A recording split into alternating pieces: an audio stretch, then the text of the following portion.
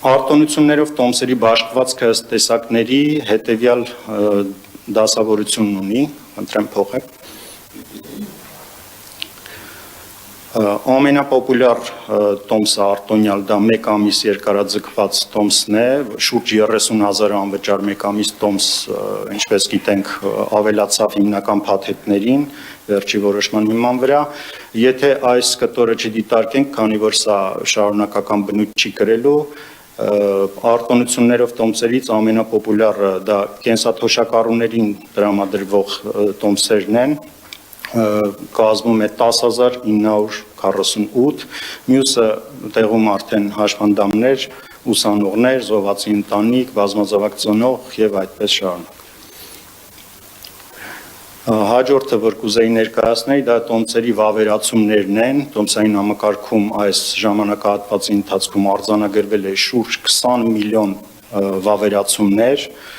իհարկե առաջի տեղում ավտոբուսներով շուրջ 15 միլիոն, այնուհետ մետրոպոլիտեն շուրջ 4 միլիոն և 754,000-ից ավել տրոլեյբուսներով։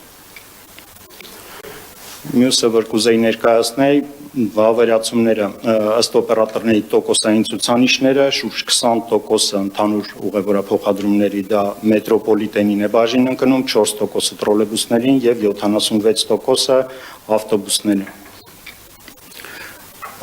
Հաջորդը սա փետրվարից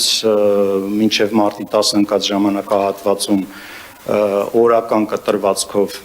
վալիդացիաների քանակն է, ինչպես տեսնում ենք, դրական դինամիկա է առկա։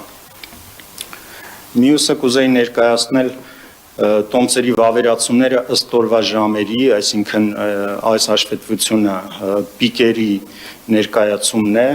առավել ակտիվ է 8-ից 8:30 ընկած հատվածը, որպես առավոտյան պիկ և 6-ից 6:30 կամ 18:00-ից 18:30 ընկած հատվածը, այստեղ մենք տարանջատել ենք աշխատանքային օրեր և ոչ աշխատանքային օրեր, քանի որ գրաֆիկը տարբերվում էր և